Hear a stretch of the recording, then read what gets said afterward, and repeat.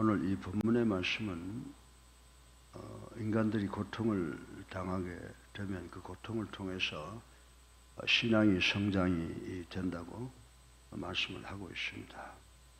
우리는 이 고통당하는 것을 본능적으로 싫어합니다. 그래서 될 수 있는 대로 고난을 당하지 않으려고 애를 쓰는 것이 우리 인간들이라고 말씀을 드릴 수가 있습니다. 그러다가도 어쩔 수 없이 고난을 당하게 됩니다. 우리 인생이 고난당하지 않는 사람들이 없습니다. 고난을 당할 때 그 심정이 몹시 쓰라리고 아프지만 그러나 고난은 상상할 수 없을 만큼 우리 믿음의 생활에 도움을 준다고 하는 것은 상식이라고 생각해 볼 수가 있습니다. 실로 고난을 당하지 않고 믿음이 성장된 사람은 아무도 없을 것이라고 말씀을 드릴 수가 있고 이는 상식이라고 생각을 합니다. 여러분들 우리가 자연의 이치를 보아도 한여름에 뜨거운 태양을 받아야 곡식이 무르익듯이 역경과 고난은 우리 그리스도인들, 신앙인들의 믿음을 연결게 한다라고 하는 것을 우리는 잘 알고 있습니다. 그러면 고난은 어떤 면에서 우리들에게 도움을 준다고 생각하십니까? 오늘 이 본문을 보면 이 본문이 요셉의 스토리가 되지. 어릴 때 이 영화도 만들어서 또 글을 쓴 동화를 통해서도 요셉에 대한 이야기를 많이 들었습니다. 오늘 본문은 특별히 고난을 통해서 우리 성도들의 신앙 성장이 있는데 어떻게 그런 신앙 성장이 일어나느냐라고 하는 것을 생각해 볼 수가 있습니다.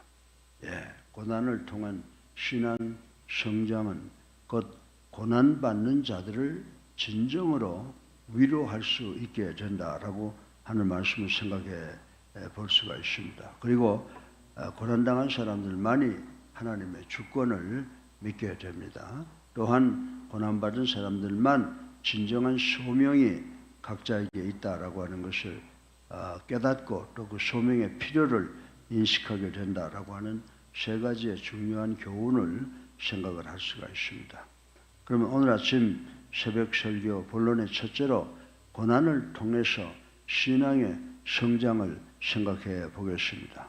그럼 신앙 성장을 해서 어떻게 할 수 있을까요? 우리 신앙이 고난을 통해서 신앙이 성장되면 첫째로 고난받은 자들을 진정으로 위로할 수 있게 된다라고 하는 것입니다.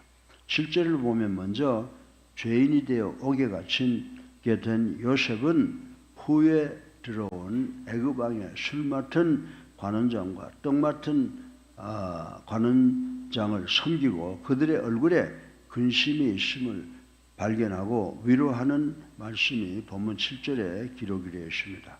이처럼 고난당한 자들을 진정한 마음으로 위로할 수 있는 사람은 먼저 고난을 당한 자들, 고난을 경험한 자들 뿐이라고 말씀을 드릴 수가 있습니다.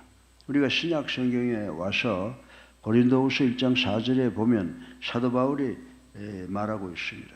자신과 자신의 동역자들이 고난을 받는 것은 고난 중에 있는 자들을 능히 위로하기 위함이다 라고 이렇게 위로한 말씀을 기록한 것을 볼 수가 있습니다. 우리가 잘 아는 말이 있죠. 동변상련이란 말이 있듯이 같은 아픔을 당해보지 않으면 그 마음을 이해하지 못하기 때문에 진정 위로할 수가 없습니다. 그러한 의미에서 우리가 세상을 살아가면서 당하는 이 고난 그리고 또 의미 없는 고난은 없다라고 하는 것을 우리는 알 수가 있습니다. 내가 현재 당하고 있는 이 고난을 통하여 같은 고난 중에 낙심하고 있는 사람들을 위로하라는 하나님의 놀라운 섭리가 감추어져 있다라고 하는 것을 우리는 깨달아야 됩니다. 여러분들 성 데미안이라고 하는 사람을 잘 알 텐데 이분은 건강한 사람이 하와이 섬 몰로카이라는 섬에 가서 문둥병자들을 복음을 전하겠다라고 하는 마음을 먹고 하와이 몰로카이 섬으로 왔습니다. 그러나 건강한 성 데미엔의 입에서 나오는 말에는 아무도 귀를 기울이지 않았다고 하는 것입니다. 그러나 그가 스스로 문둥병이 걸린 후에 많은 사람들이 데미엔의 말에 위로받고 그리스도께로 돌아왔다라고 하는 기록이 남아 있습니다. 사랑하는 예수님께 성도 여러분, 여러분은 현재 고난에 처해 보셨습니까? 아니면 고난을 경험해 보셨습니까? 더 고난당한 자를 찾아가 위로하라는 주님의 뜻인 줄 알고 오히려 축복하는, 그리고 더 분발하시는 우리가 되기를 바랍니다. 그리스도께서 죄 없는 자로 먼저 고난을 당하시고 고난 중에 있는 우리를 위로하신 것 같이 우리도 예수를 나의 구주로 살아계신 하나님의 아들로 믿고 영접하고 세례받아서 기도 생활하면서 우리도 남을 이해하고 남을 위로하는 그런 삶을 살아가시는 우리 성도님들 되시기를 주님의 이름으로 축원합니다. 둘째로, 고난을 당한 자는 하나님의 주권을 믿게 된다라고 하는 것입니다. 고난 당하기 전까지는 하나님의 주권을 믿지 않는 경우가 많이 있습니다. 그래서 오늘 본문 8절을 보면 요셉이 꿈의 해석은 하나님께 있지 않느냐라고 하는 말을 하는 것을 읽어볼 수가 있습니다. 고난을 통해서 요셉은 무의식의 세계까지 다스리는 하나님의 주권을 더 확실히 믿게 된 것입니다. 실로 만유의 주가 되시는 하나님께서는 우리가 볼 수 있는, 우리가 보는 세계만 지배하시는 분이 결코 아니시라고 말씀을 드릴 수가 있습니다. 보이는 세계는 물론 보이지 않는 세계와 우리가 상상할 수 없는 세계까지도 다 지배하시는 분이 하나님이시라고 말씀을 드릴 수가 있습니다. 그런데 성도가 고난을 받지 않으면 하나님의 주권의 영역을 도저히 이해하지 못한다라고 하는 것입니다. 성도가 고난을 받지 않으면 하나님의 주권 영역이 매우 협소해 보이고 좁아 보일 것이라고 말씀을 드릴 수가 있습니다. 그러나 우리가 시편 33편 14절에 보면 고난을 받은 사람이 등장을 하는데 다윗이 등장을 합니다. 고난을 많이 받은, 고난을 많이 겪은 다윗은 시편 33편 14절을 통해서 하나님께서 세상의 모든 거민을 하감하신다고 고백하면서 온 천지를 다스리는 하나님을 찬양한 모습을 볼 수가 있습니다. 그리고 에베소서 1장 11절에 보면 바울 사도가 등장하죠. 바울 사도가 고난의 사도라고 말씀을 드릴 수가 있습니다. 이 고난의 사도 바울 역시 하나님은 모든 일에 그 마음의 원대로 역사하시는 자라고 하나님의 주권을 찬양한 모습이 기록되어 있는 것을 볼 수가 있습니다. 여러분, 창세기 28장에 보게 되면 우리가 잘 아는 야곱이 등장을 하는데요. 야곱이 어머니를 잘 꼬셔서 유혹해서 에세기가 축복을 먼저 가로채지 않습니까? 그러니까 에서가 야곱을 죽이겠다고 결심한 것을 보고 어머니가 야곱을 외삼촌 댁으로 피하라고 말합니다. 그래서 야곱이 외삼촌 댁에 있는 하란으로 오면서 광야를 지나오게 되는데 광야에 날이 저물어서 자게 됩니다. 그 광야에 잠을 자면서 그리고 꿈을 꾸는데 하늘에서 사다다리가 내려오고 천사가 오르내리는 것을 보고 하나님께 기도를 했습니다. 그래서 하나님께서 뭐라고 말씀하십니까? 내가 어디를 가든지 내가 너와 함께하며 네가 원하는 것을 다 이루어 주겠다. 그럴 때 여기에서 이 야곱이 하는 소리가 있습니다. 하나님이 우리 집에, 우리 고향에만 계시는 줄 알았는데 하나님이 여기까지 계시는군요 라고 하는 것을 깨달았던 사실을 우리는 창세기 28장 16절에서 19절을 통해서 알 수가 있습니다. 야곱이 고난을 통해서 하나님을 바라보니 보는 눈이 밝혀졌다고 하는 것입니다. 사랑하는 성도 여러분, 이처럼 고난은 우리 신앙의 눈을 열어준다는 사실을 깨닫고 신앙생활 열심히 하는 우리가 되기를 바랍니다. 하나님께서 다스리시는 엄청난 세계를 보고 그의 주권을 믿게 된다라고 하는 것입니다.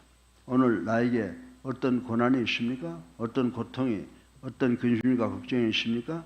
이제 눈을 들어 옆을 보지 마시고 눈을 들어 하늘을, 위를 바라보시는 우리가 되시기를 바랍니다. 그리고 시편 기자가 찬양한 것 같이 전능하신 하나님께서 다스리시고 섭리하신다는 아름다운 고백을 드리고 하나님만 믿고 나아가서 여러분들이 나가는 길에 시온의 대로가 열리기를 주님의 이름으로 축원합니다. 세 번째로 마지막으로 고난을 통한 신앙 성장은 고난을 통해 봐야 진정한 소명을 볼 수 있게 된다. 진정한 소명이 드러나게 된다라고 하는 것입니다. 오늘 이 12절과 13절을 보면은 요셉이 꿈을 해석을 합니다.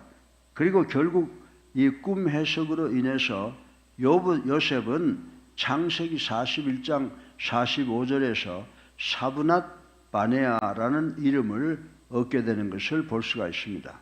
다시 말해서 이 사브낫 바네아라고 하는 히브리 말은 비밀을 밝히는 자라는 의미를 갖고 있습니다. 요셉은 옛날에도 형들을 통하여 저놈 저거는 꿈꾸는 자라는 별명을 가지고 있으나 고난을 통해서는 그의 진정한 소명이 드러난 것을 볼 수가 있습니다. 이처럼 성도는 고난을 당하기 전에 자기 소명이 무엇인지 특별히 알 수 없을 때가 많이 있다라고 하는 것입니다. 그러나 고난을 당할 때 하나님께서 부여하신 자신의 소명의 빛을 보는 것 같이 환하게 드러나는 경우가 있다라고 하는 것입니다. 사랑하는 여러분, 우리가 하나님을 믿는다고 하면서 하나님께서 나에게 주신 소명이 무엇인가를 깨닫지 못하면 안 됩니다. 우리가 기도하러 나왔어도 예배 보러 나왔어도 이 기도와 예배를 통해서 내가 이 세상에 보내졌고 내가 이 세상에서 해야 될 소명이 무엇인가를 볼 수 있는 여러분들 되시기를 주님의 이름으로 축원합니다. 사도들은 고난을 통해서 오히려 자신들의 소명이 복음 전파하는 것임을 깨달았다라고 성경은 이야기를 해주고 있습니다. 그러나 그들이 고난당하기 전에는 예수님께서 복음 전파의 지상 명령을 주셨지만 그들 중에는 오히려 의심하는 자들도 있었다고 마태복음 28장에 증거해주고 있습니다. 우리가 고린도후서 5장 11절을 보면 바울 역시 많은 고난을 받은 후에 이런 고백이 나옵니다. 우리 산자가 항상 예수를 위해 죽음에 넘기움은 예수의 생명이 또한 우리 죽을 육체에 나타나려 함이라는 자신의 진정한 소명을 깨달은 것을 우리는 볼 수가 있습니다. 오늘 여러분은 말로 형용기 어려운 고난을 당하고 있다고 느끼십니까? 이제 조용히 하나님께서 우리에게 부여하신 소명이 무엇인지 가슴에 손을 얹고 생각해보는 우리 모두가 되시기를 주님의 이름으로 축원합니다. 그리하면 내게 감추어져 있던 놀라운 지혜와 능력이 있음을 보게 될 것입니다.